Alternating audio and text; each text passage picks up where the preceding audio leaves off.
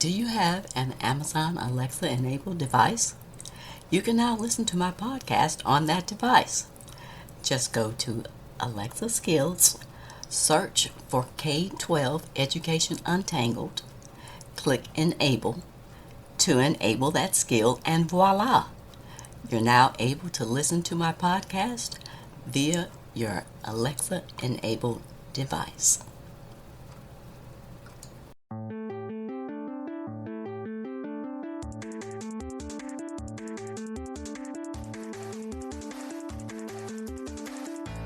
Welcome to another episode of K-12 Education Untangled. My name is Dr. Kim Fields, former corporate manager turned educational researcher and advocate, and I'm the host of this podcast. I got into this space after dealing with some frustrating interactions with school administrators and educators, as well as the micro-discriminations that I faced as an African-American mom raising my two kids who were in the public school system. I really wanted to understand how teachers were trained and what the research provided about the challenges of the public education system. If you're looking to find out more about current topics in education that could affect you or your children, then you're in the right place. On today's episode, I'll be discussing the latest technological trends that are being utilized in the classroom, the good, the bad, and the ugly. Utilizing technology in the classroom is commonplace these days. Both teachers and students use it to perform various tasks. These technologies include learning management systems, video conferencing applications, online quizzes, and artificial intelligence apps. While technology does have benefits, there are also downsides to it, and it's important to be aware of what those are. I'll address the advantages and disadvantages of technology from the teacher perspective, the student perspective, and the parent perspective. Tech tools that were used during the pandemic seem to be here to stay. These tools include video conferencing platforms such as Zoom and Google Hangout or Google Meet being among the most popular. A much smaller percentage of school districts also use Microsoft Teams for video conferencing. The tools were used for not only staff meetings and professional development, as well as for parent-teacher conferences, school board meetings, online tutoring programs, and for remote teaching of science, which was used about 65% of the time. English language arts was taught virtually through online tutoring programs, 63%, and math was taught online through tutoring programs, 57% of the time. Video conferencing is a tool that's gained popularity because it allows teachers to interact with parents for parent-teacher meetings, as well as to review individualized education programs, or IEPs. Video conferencing programs also allow teachers to provide their lessons on video, and they can complement this by putting materials in Google Classroom. School districts also invested in technology that supported social-emotional learning for students, purchasing tools such as software from Panorama Education and Rhythm, which is an app that invites students to report how they're feeling via emojis, and then provide them with customized videos or activities that help them to develop traits like mindfulness and focus. The key is that students are taught key skills such as empathy, perspective taking, and self-management. Technology influences a child's social emotional development because for young people, they live in an environment where they move seamlessly from digital world to the physical world and back. In this hybrid environment, children are developing their identities, building relationships, learning to regulate their emotions and actions, as well as navigating through a lot of false information. Social emotional learning is about being self-aware and being able to manage emotions. And given that there is a lot of emotional content on social media that can entice children to click first and think later, they need to employ the social emotional skills in order to slow down and understand what they are reading. This also involves self-management, which is a key strength that is needed in the digital space. Social emotional learning as it relates to technology also involves understanding the long-term consequences of actions and the importance of what is said and shared online. Math seems to be a key subject area that translates well in the virtual environment. As many as 45% of educators said that the online math resource Khan Academy was part of their learning loss recovery strategy. Learn and Play instructional software that includes tools that allow students to work together in pairs or in small groups, digitally show their work, and share their problem-solving strategies with classmates and teachers are also growing in popularity. The tools that allow for this type of sharing include Google Workspace or Microsoft Teams. Another technology that's utilized in the classroom is learning management systems. Learning management systems are software applications utilized by educators to create, manage, organize, and deliver online learning materials for students. The use of learning management systems increased dramatically in 2020 and 2021 when the pandemic was in full bloom.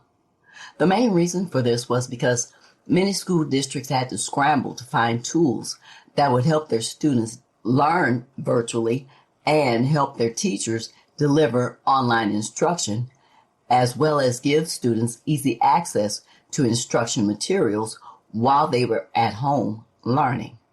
Interestingly, roughly 40% of educators said that they were neutral on using their learning management system, or LMS. 11% said it made teaching harder. 52% of educators said that the learning management system that their district used made instruction easier. Between 2013 and 2022, the year 2020 provided the highest number of new implementations of the learning management system technology in school districts or schools across the United States and Canada.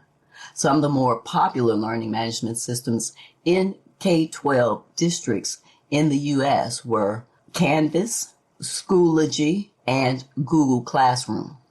There was a big learning curve in the beginning of the learning management system implementations because of the way that it was thrust upon teachers due to the mandated virtual learning environment. Now that teachers have had more than a year to acclimate to using their learning management systems, 53% of educators surveyed by the EdWeek Research Center indicated that they would describe themselves as very or extremely proficient. 34% said somewhat proficient, and 13% said they were a complete beginner or minimally proficient. At the same time, many teachers said that the transition to using the learning management system would have been easier had the district provided hands-on professional development instead of learning how to use the system virtually.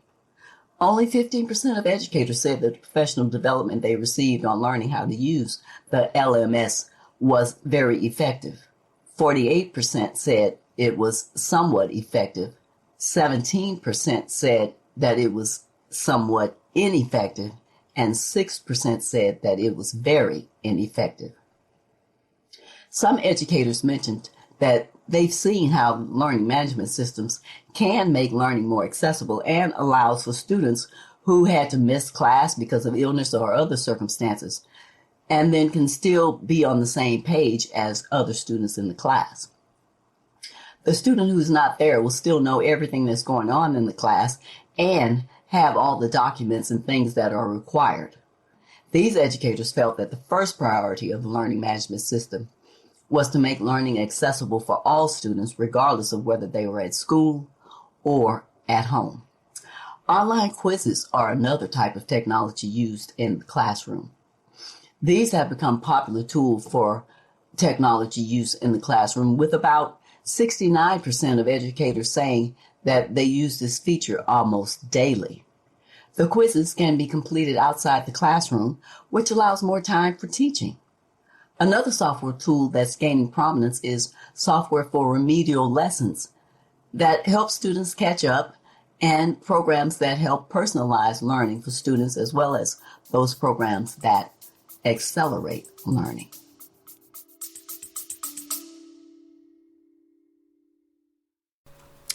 Loving my show? Consider being a regular subscriber. You can subscribe for as little as $3 per month.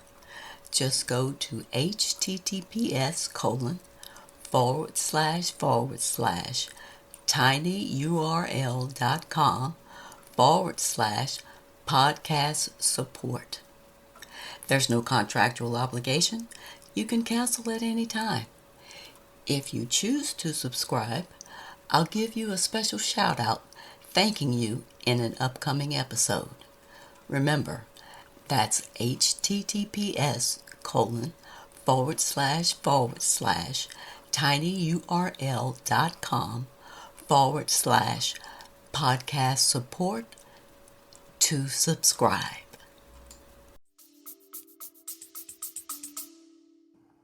Schools are beginning to trim the number of tech tools that they use. One of the reasons for this is that most school districts around the country have only one more school year to spend the bulk of its federal COVID relief dollars, which were partly to be used to help schools improve their digital capacity. Even though software vendors were happy to provide free samples, the wide array of products that different teachers and schools use complicate professional development as well as parent outreach, and it also forced students to master different products as they go from class to class. There's also the very real concern of cybersecurity and student data privacy issues. Every district tends to have its own particular set of policies and procedures for providing which EdTech products that the teachers will be allowed to use, which EdTech products the district will buy district-wide licenses for, and which products will be prohibited entirely. Realistically, most districts don't require teachers and principals to choose from an approved list of products in order to use them. That could be a problem. One of the hottest technology tools that's currently getting traction is ChatGPT. This is an artificial intelligence tool that can pretty much write anything with just a single prompt. The chatbot works for students as well as teachers. ChatGPT is a publicly available tool that can generate fairly convincing approximations of text that is written usually by humans from many corners of society, including legal contract writing, search engine optimization, and Alzheimer's research.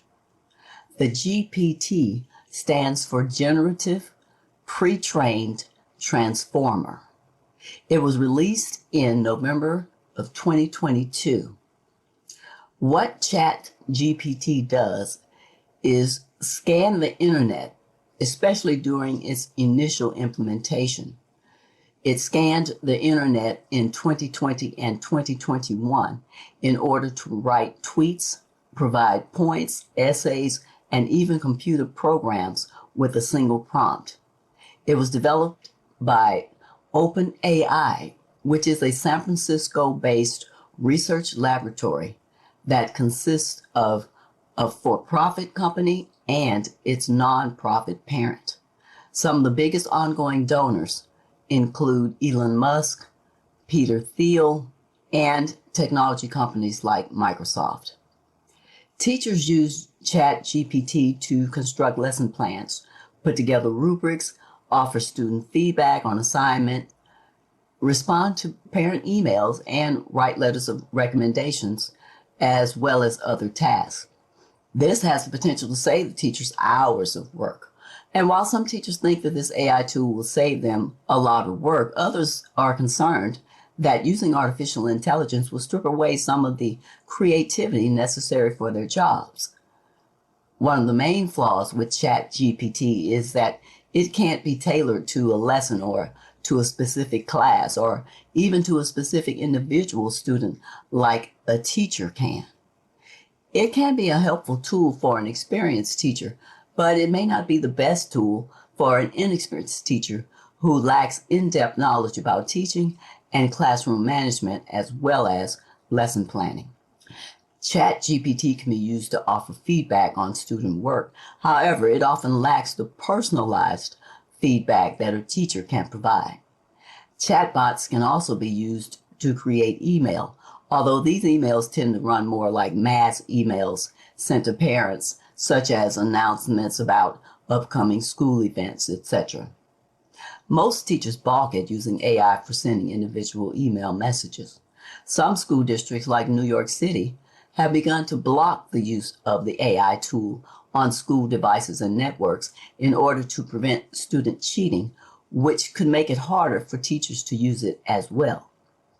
Overall, there are a lot of repetitive functions that teachers typically perform, and ChatGPT could be an opportunity for teachers to offload some of those more rote tasks. Students use ChatGPT to write essays and other written assignments. The problem with that is the issue of plagiarism. It may be hard for teachers to distinguish student essays from those written by an actual student and those written by ChatGPT. Even if some school districts like New York City block access to ChatGPT, it doesn't really matter if the student still has access to a tablet or a laptop outside of the class or the school. The only practical response to this, according to writer Rick Hess in Education Week in January of this year, is to bring back writing into the classroom, where teachers can observe the writing process of each student on each assignment. The teacher will require students to write essays or any other written assignment at their desk under close supervision. The teachers may also require students to demonstrate various stages of the writing process, like constructing outlines and developing notes. Students may also be required to do an oral presentation on any piece of substantive writing. Interestingly, ChatGPT may actually require more work to be done in order for educators to ensure students are learning what they're supposed to be learning and not just outsourcing the writing to AI.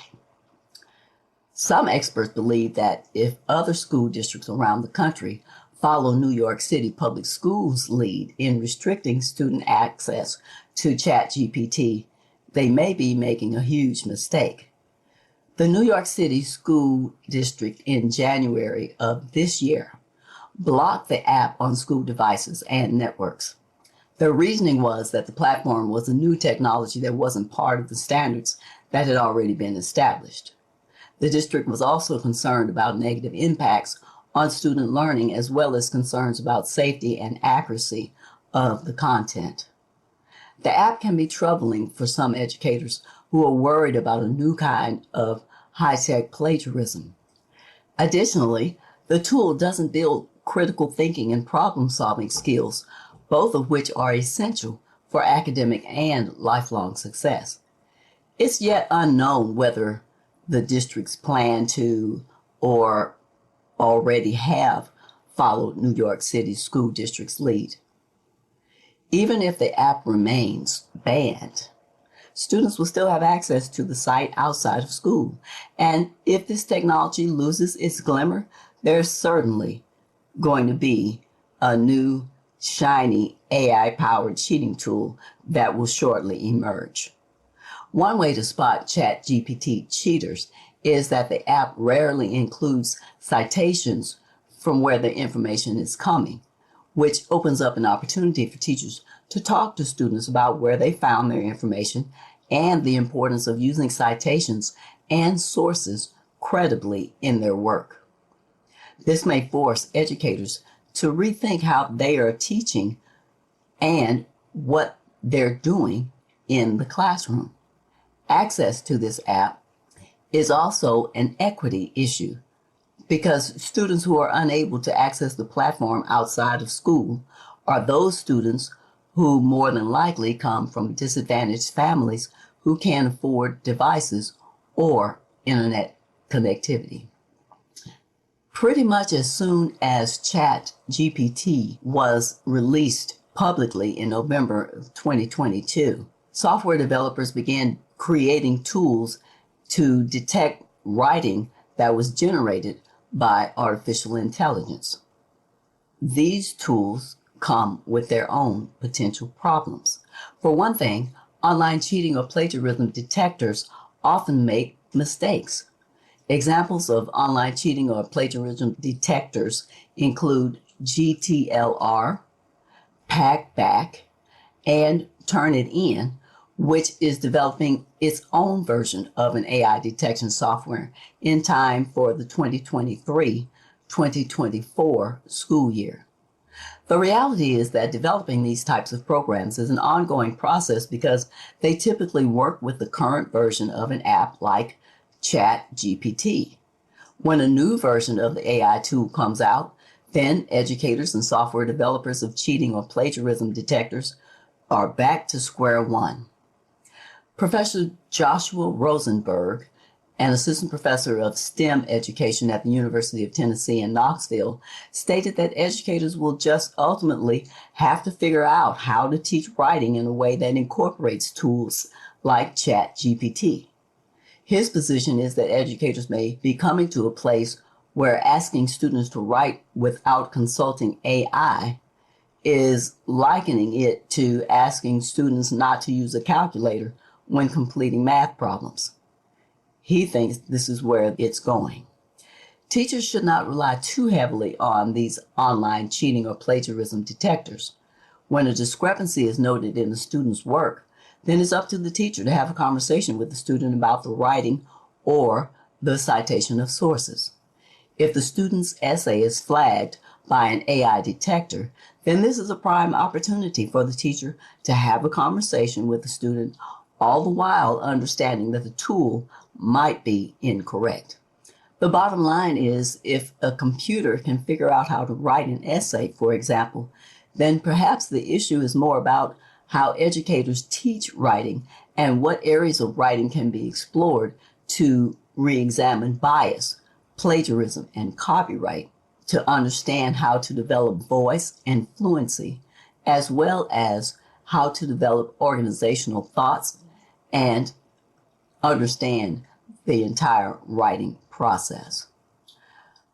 Although technology is a great resource in the classroom that has elevated learning, it does have some negative effects on student learning. Research indicates that using modern technology could affect changes in basic psychomotor and fine motor skills, as well as cognitive skills in children.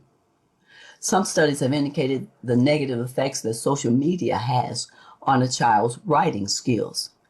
There are just some benefits to writing by hand in order for students to do more active thinking, synthesizing, and editing. With an over-reliance on technology, students may not be prepared to solve real-world problems that don't necessarily include the use of technology. Technology does help students conduct research more quickly and easily, as well as work collaboratively to complete assignments. When students are motivated to learn something new, the more likely that student will remain interested and engaged with the material. In many cases, using technology in the classroom can make the classroom stronger. Students just seem to be more interested in learning when technology is involved. If the situation occurs where the technology is unavailable, students still need to be familiar enough with other research and learning methods in order to still accomplish an assignment. Technology can give students more information at a quicker pace, but there's also a lot of information that's incorrect and not appropriate for school. This can make it difficult for teachers to monitor.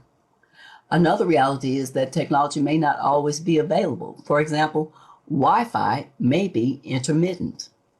Additionally, some educators feel that the use of technology becomes a classroom management issue because of the time that it takes to log in and log out of the system, and students become distracted or they end up doing things such as random Google searches during work time. One final drawback as far as the negative effects of technology is the availability of the teacher to provide guidance with the technology when the students are unsure of how to use it. The more time that the teacher spends on technology-related issues, the less time they have for instruction throughout the day. In any case, 79.3% of teachers believe that students definitely rely heavily on technology, as reported by researchers Karsten and others in the Turkish Online Journal of Educational Technology in January of 2021. In the end, there just seem to be more positive impacts of technology than negative ones. A challenge with the various technologies in the classroom is student engagement and how to balance the use of technology in the classroom with the amount of resources and media and other distractions that now exist. Coming from a technology background and considering all the technology that's now being employed in the classroom and the data associated with that technology, I would be remiss in not mentioning about data privacy, which I discussed in a previous episode of this podcast. Check out episode 19 for more details. So I'll be mentioning a little bit about data privacy and the vulnerability of school districts to cyber attacks given the use of technology in the classroom. A survey by the Consortium for School Networking in January and February of 2022 concluded that cybersecurity is a top priority for U.S. K-12 technology leaders, although many seemed to underestimate the risk of attack to their districts. The survey found that only 21% of school districts in the U.S. have a staff member dedicated to cybersecurity. Another 21% of the districts outsource the management of network security to private providers or public entities. The survey further found that only half of the districts surveyed indicated that they required cybersecurity training for teachers and other staff. Nearly 1/3 of the districts indicated that they didn't have any training requirements for any staff members, which is quite alarming.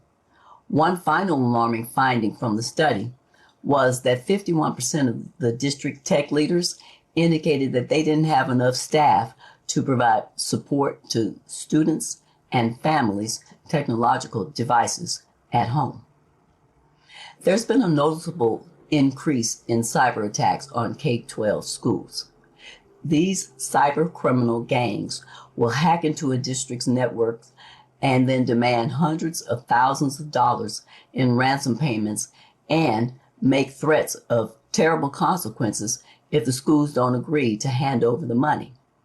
The increasing number of attacks, as well as the complexity of these attacks, have serious implications for teaching and school budgets, parent communication, and the protection of sensitive personal information about students and employees.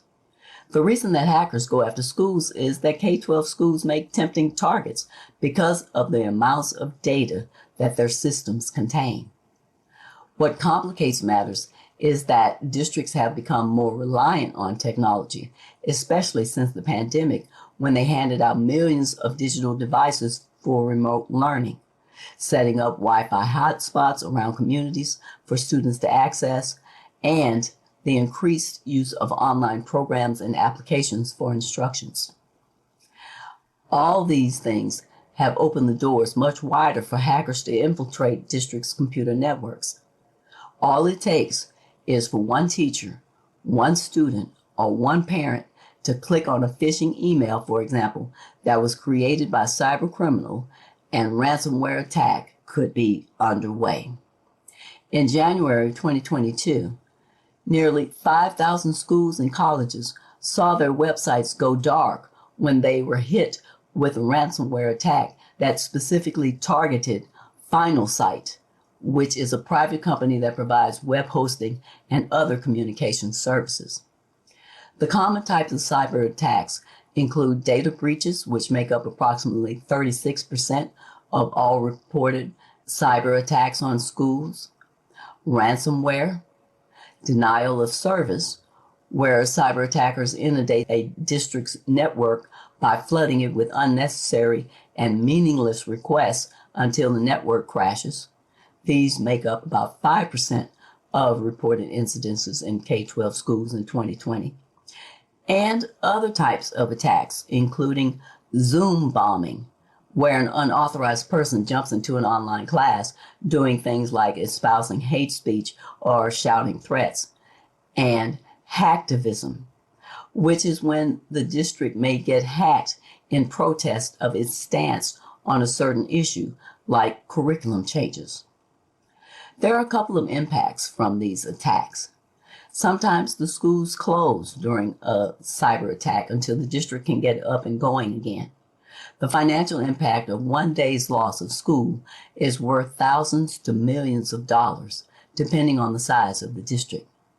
There is also the cost of insurance for the school district to have cybersecurity insurance, and the premium costs for those are starting to skyrocket.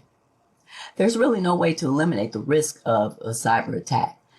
The district can only mitigate it.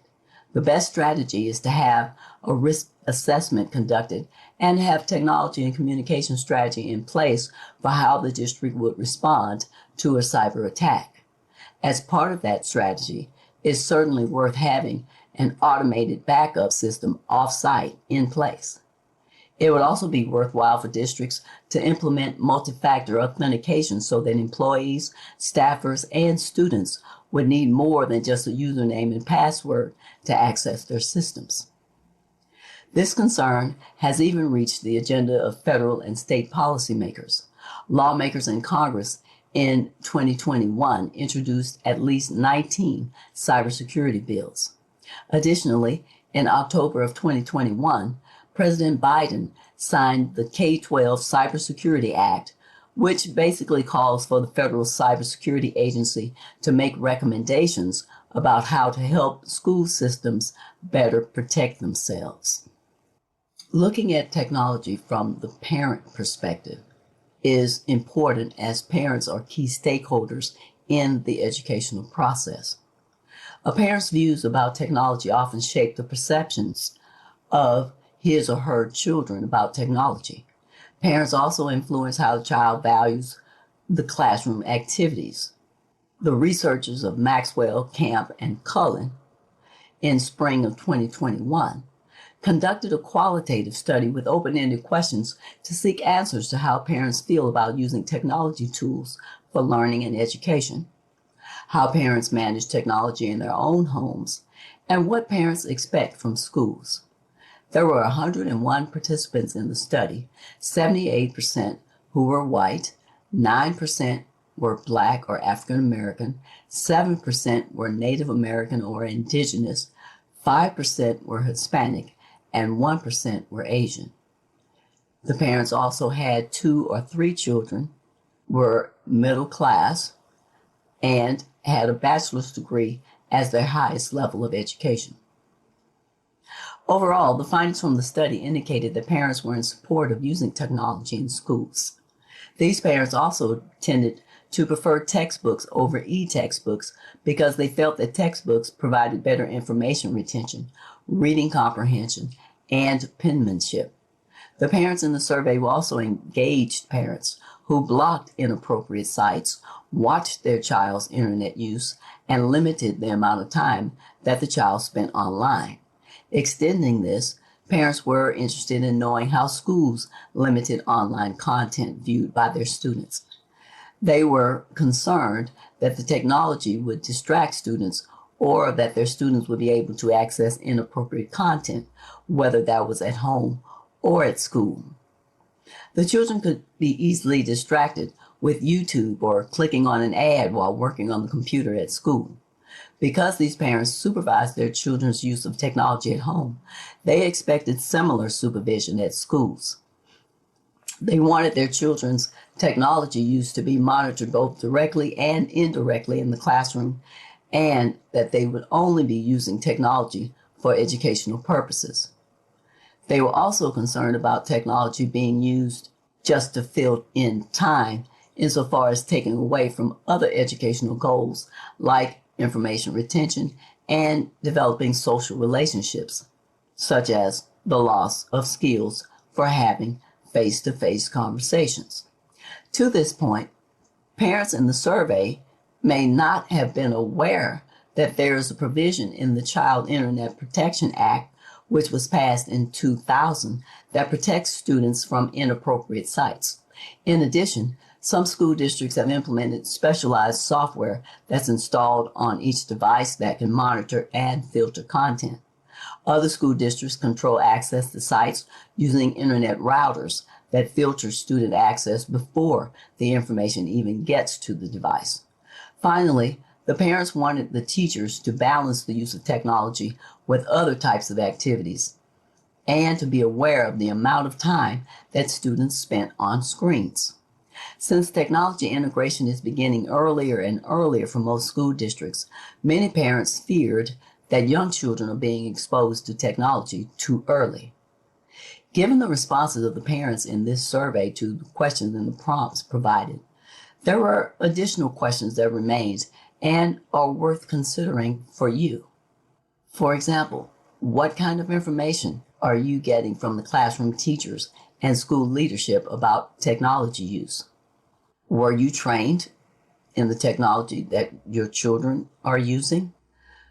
Were you aware of the school's policies regarding technology use? And finally, how is the classroom teacher sharing with you about any of the projects that their students are working on using technology?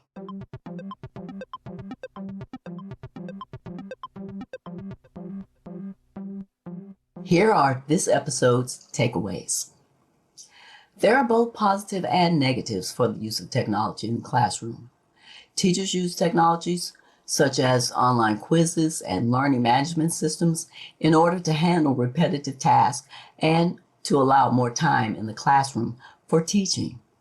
It's a tough job for school districts to be able to manage all the technology that's available and that's being utilized by teachers and other district employees as well as students. Research has shown that school districts are insufficiently staffed to provide adequate support and training for educators, administrators, students, and parents.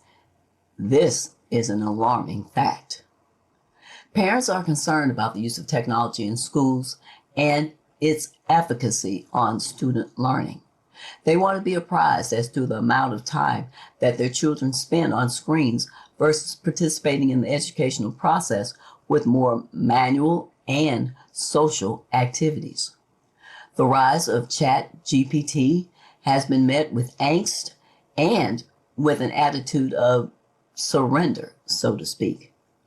Even if school districts banned the use of the AI tool, ChatGPT, students will still have access to it when they are away from school. This particular AI tool seems to go against the grain of actually learning how to be successful in the writing process. The bottom line is, if a computer can figure out how to write an essay, for example, then the issue perhaps is more about how educators teach writing and what areas of writing can be explored more thoroughly, like bias, plagiarism, and copywriting, as well as how students can actually develop their voice and fluency and how to organize their thoughts during creation in the writing process. A challenge with the various technologies in the classroom is student engagement and how to balance the use of technology in the classroom with the amount of resources in media and other distractions that now exist. Another challenge is ensuring that the social emotional skills of students using technology are still being considered and reinforced. Access to technology, whether it's an AI tool like ChatGPT or a tool that promotes social emotional learning, is also an equity issue because students who are unable to access the platform outside of school are those students who are more than likely coming from disadvantaged families who can't even afford devices or internet security. and connectivity. Classroom technology is certainly here to stay. Let's make sure that it's used effectively and equitably for all students.